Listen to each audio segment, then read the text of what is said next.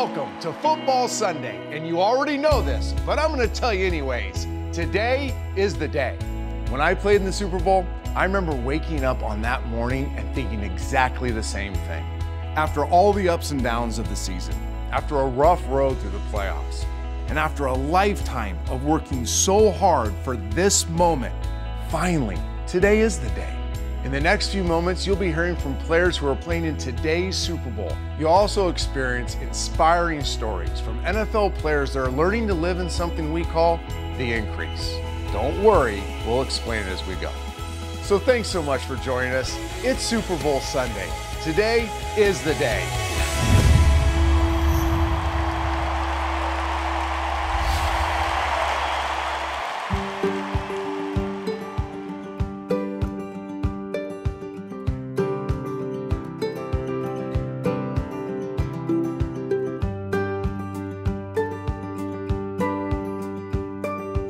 I'm a big gum chewer. As soon as I get to the stadium on game day, I put about 4 or 5 sticks of gum in my mouth, and I chew it for maybe 2 minutes, and then I go get another 4 or 5. I always have my headphones on, and I listen to various music, a lot of Christian music, I listen to some R&B and country as well, so smooth stuff.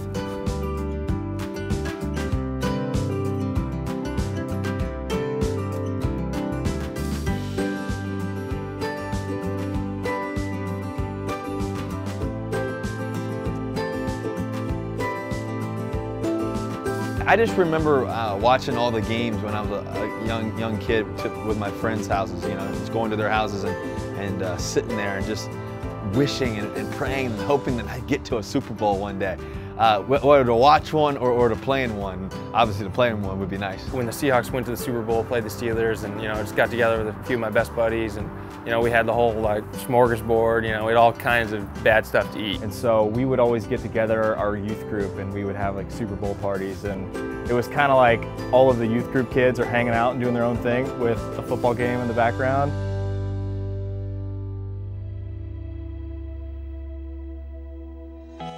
We all have events in our lives when our perspective changes. For the guys on the field today, just playing in the biggest game of their careers will change the way they view everything from here on out. I want to introduce you to an NFL player whose perspective on life has taken a radical turn. Brandon Marshall is a Pro Bowl wide receiver for the Chicago Bears. And ever since he's entered the league, he has proven that he is one of the best. But Brandon's personal life has not always been an easy one. As a matter of fact, he's gone through some life things that are way bigger than football.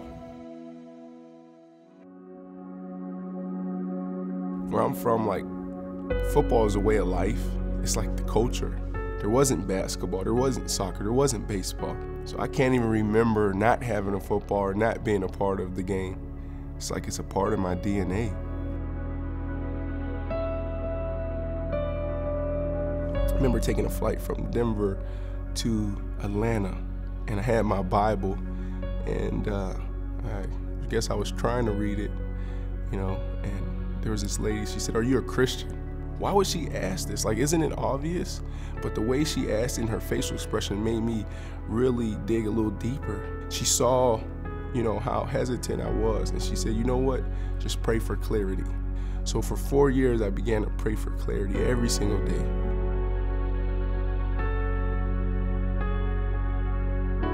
I was in the most dysfunctional relationship, dysfunctional marriage ever.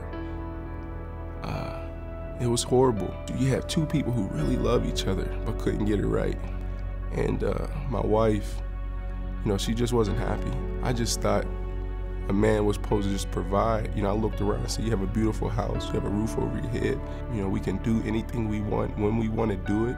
Why aren't you happy? We have money in our bank account." And I just couldn't get it. I thought that's what a man was. One day my wife came home and she said, "I'm going to church." And she's like, "Do you want to go?" I said, "No." So for a whole year, my wife would go to church with a friend. And I was so bitter. I was like, "Who's this person you're going to church with? She doesn't know us. You letting people in her business." That's how bitter I was. My wife was trying to do something really positive and change things for herself and us. And I'm sitting here worried about who she's going to church with.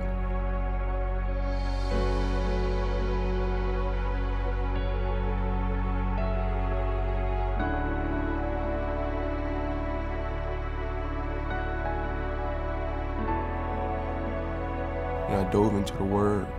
I was relentless in my praying.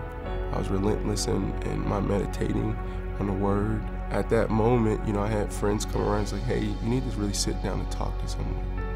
And I found myself at McLean Hospital for 3 months, away from my wife, away from my home.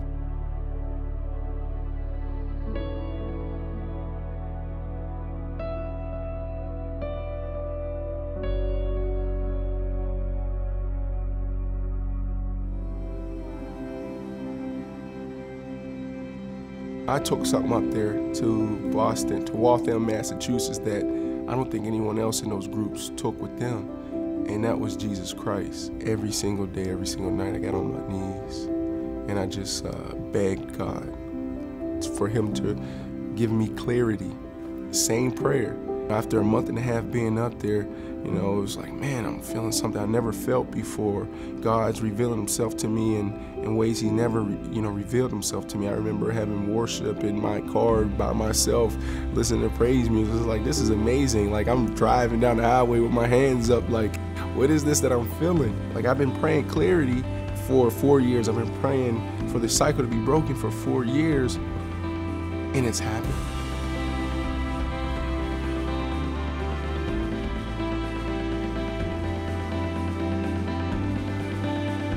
She came over to tell me that she wasn't coming home. We never even got to that part of it. We just started talking and expressing ourselves and praying. She just felt something. She was like, this is a different man. And months later, that's when she finally told me, I really was there to tell you that, I wasn't coming home. So I'm just so thankful that I had a praying wife, because I don't know where I would be.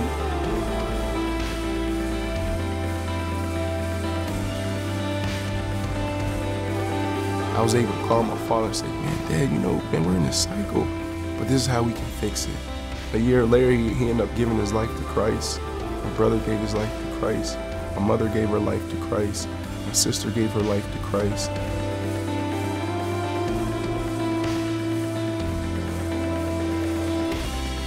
We're stuck in this cycle, but we're stuck in the cycle because we don't understand the root of it. For us, we figured out what the root of it was, and that was the absence of Jesus in our homes, and now He's the center of everything that we do.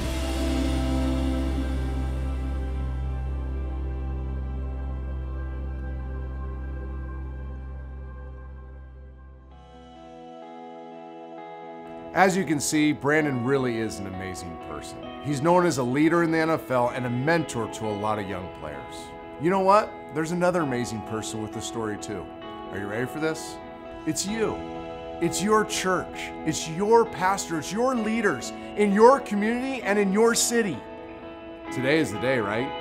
But what if today is the day for something bigger than just a Super Bowl? What if today's the day you see the world through different eyes, to see the story behind the story? Your church has already partnered with some great organizations that help meet the needs of the world, and you can get involved. It's amazing what God can do through broken people who just say yes to Him.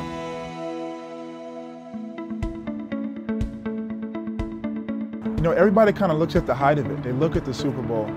But the most important part that has always been to me is just the journey. You work hard as a youngster to get to high school, and high school to college, and college to pro. My dad and I have always talked about, hey, wouldn't it be cool if you could play in this game? And I was like, yeah, that'd be awesome. And, coming out of high school, I wasn't really highly recruited, and right now it's just a dream come true, and I'm just so blessed to be here. And it's been kind of a journey the whole way, and I feel like I have a ton of support behind me, and that really means a lot to me. Most definitely, I would not be here without my mother. My mother is like my backbone.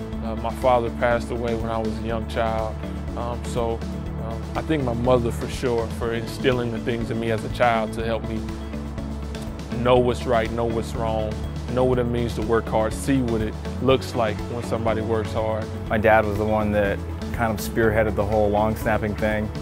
And without him and his encouragement and pushing me and helping me and being there for me, I for sure wouldn't be here. It's of course my dad, and I told him after our first Super Bowl, that's the first thing I said to him when I gave him a hug. I was like, I wouldn't be here if it wasn't for you, because he was the one throwing the football with me in the backyard, playing catch with me.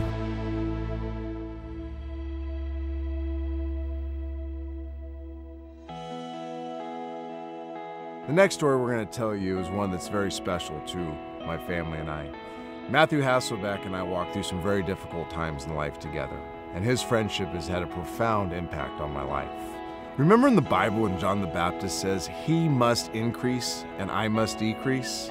That really meant something important. It meant that it's on us to make our life less noticeable so his life is more noticeable. And Matthew's learned what it really means to live a life that's decreasing so the life of Christ can increase through him. This is his story.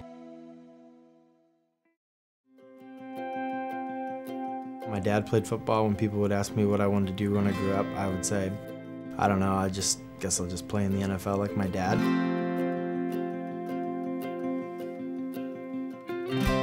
I was drafted in the 6th round, pick 187. I can remember when I got the call from the Green Bay Packers. Andy Reid, the quarterback's coach, calls me and he says, hey, tell me what you think about this next pick. And I'm looking at the ticker and it's like Green Bay Packers, it starts flashing, and it's my name. And I'm thinking, you guys are fools. No one else is gonna draft me. I throw the phone up, I'm like, we're celebrating. I pick the phone back up, I'm like, hey, coach, you know no one was probably gonna draft me. You know, like, you didn't need to draft me. But I was fired up. I get there and I see they've got a ton of quarterbacks. But my coach came in and he kind of instilled some confidence in me that I didn't have in myself. And one of the first things he says to me, he's like, listen, you need to believe that you can be the backup quarterback for this team.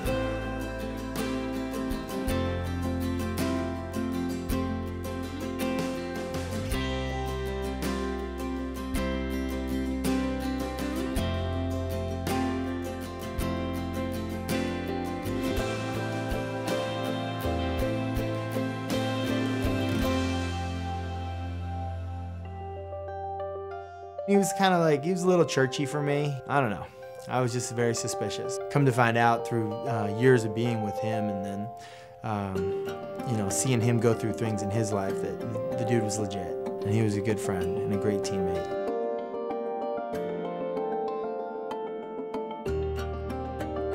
I got in the elevator and I was like critical of what the chaplain had talked about.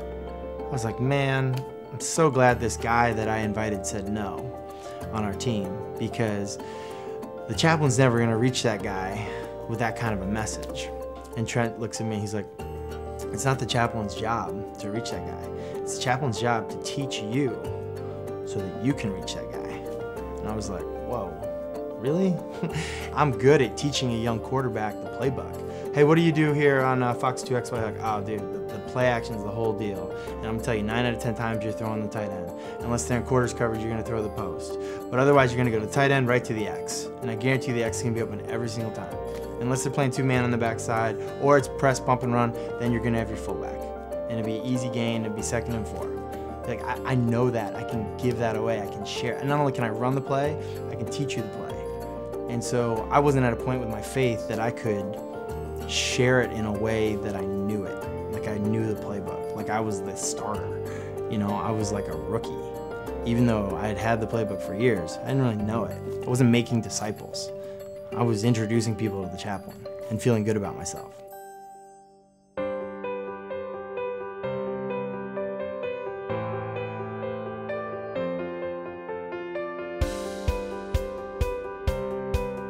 There was a moment for me where I really felt something powerful that I can't even explain. It was last year, we were at a conference type thing, and I had invited our 2 young quarterbacks. I was like, man, I hope it's okay for them. I hope they like it. I mean, I like it, I hope they like it. And they were teaching on baptism. And I'm like walking to them thinking like, hey, I was gonna tell my baptism story about like, hey, I know it's a little, hey, I don't know how you feel about this. And both of them and their wives said, hey, our team chaplain's not here. Would you be willing to baptize us? And I was just like, are you kidding me?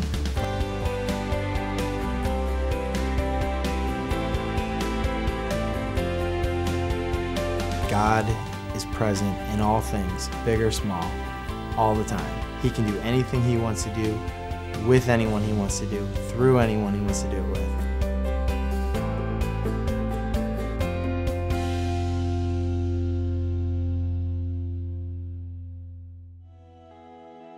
I love what Matthew said and the way he said it. I wasn't making disciples. I was introducing people to the chaplain and feeling good about myself. And if you're a Christ follower, you can probably relate to that. So for us, maybe today's the day, not just because it's a Super Bowl. Maybe today's the day that we take a hard look into the mirror and ask, am I making disciples with my actions and my words? Or am I simply relying on somebody else to do it for me? Now that's a hard question, but it needs to be asked.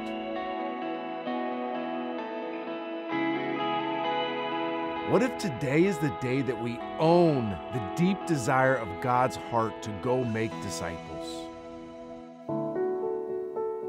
As you live life and you experience different challenges and obstacles, you tend to put limits on God and think, well, maybe that's too much for me to ask, or man, he's already done X, Y, Z, and I don't know about this situation, it's pretty tough.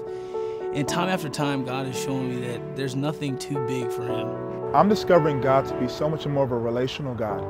I think there's some times that we kind of make him this concept or this idea or just this power just so, so far-fetched, and that we don't really grasp that he's a personal God and that he wants to be a part of our everyday lives. And he sent his son to feel what we feel, the struggles, the heartache, the pains. He sent his son to understand those things and to stand in the gap for us. He's helped me surround myself with a bunch of men on the team that are strong Christians, and God has just been awesome in my life, and I realized how much he's been with me through my life before I knew him. My situation is unique in that this is the second Super Bowl that I've gone to where I've been on injured reserve and knee surgeries. I think I'm discovering him to be more gracious than I ever realized. I'm not discovering to be any type of particular person, but what I am discovering is that his grace is unmeasured. It's all the good things and how he provides for us and how he sustains us and how he's the only reason for anything to be done. And he's the whole why of why anyone would do anything. And I think that that's true for everybody if they believe it or not. He's a God that completely loves and is compassionate. I think that's the biggest thing that I've realized. I've had a lot of great things happen in my life. I've had some bad things happen in my life, and some ups and downs. And through it all, he's still been the consistent God that he says he is. And that's the biggest thing that you continue to realize.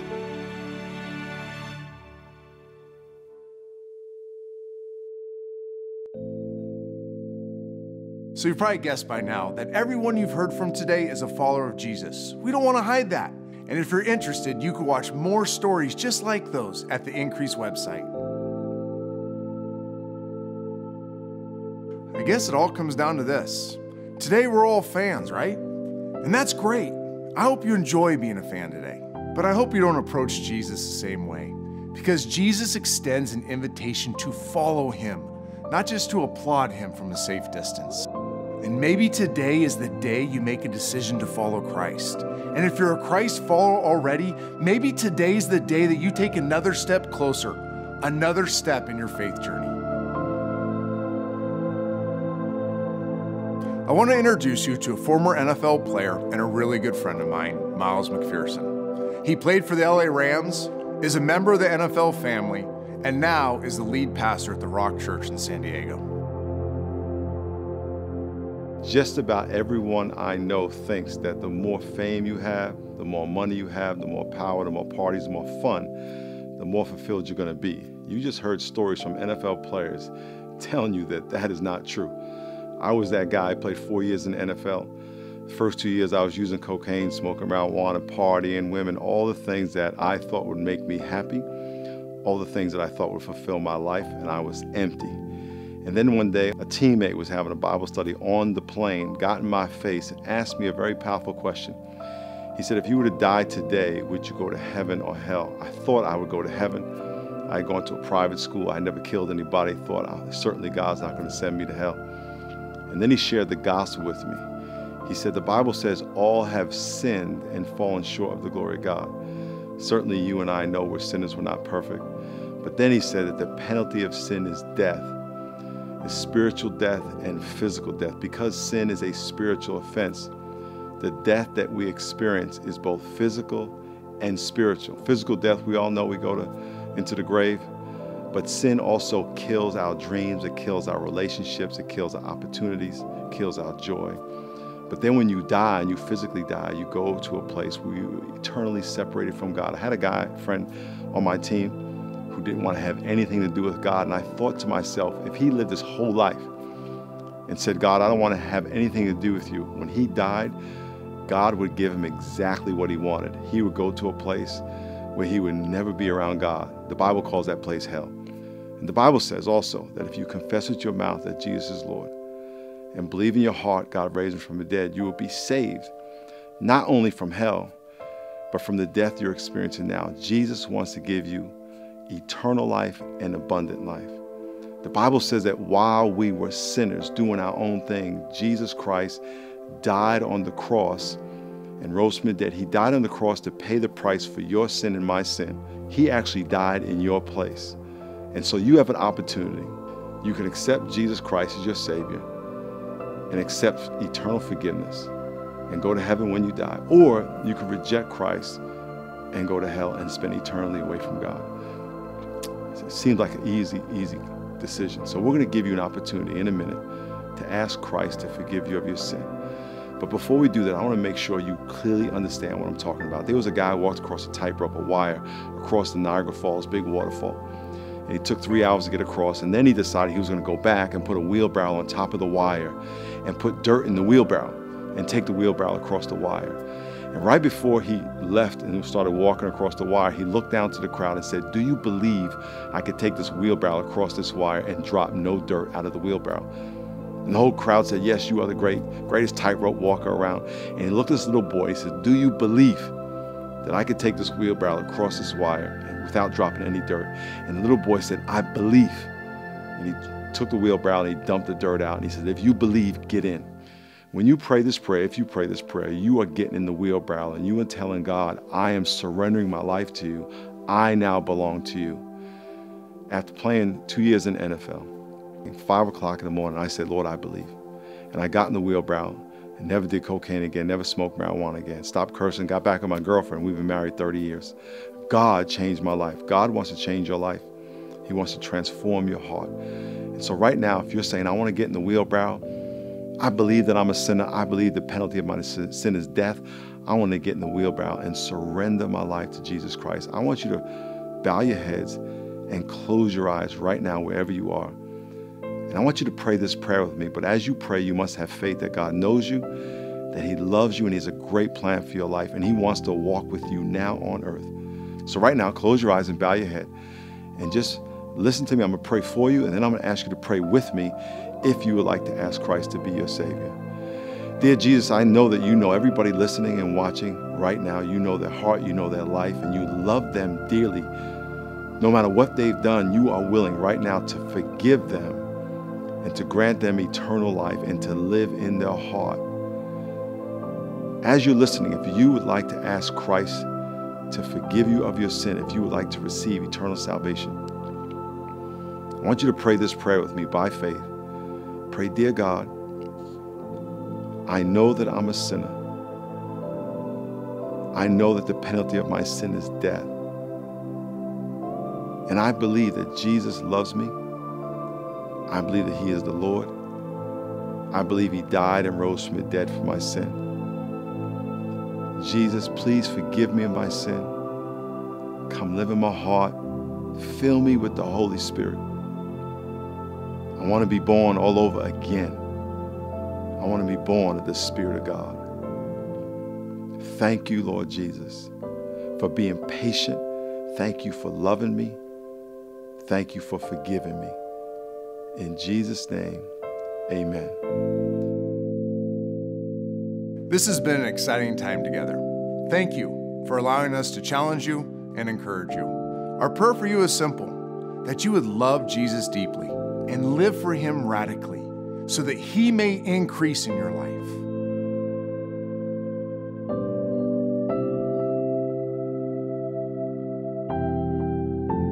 God bless. Today is the day. Enjoy the game.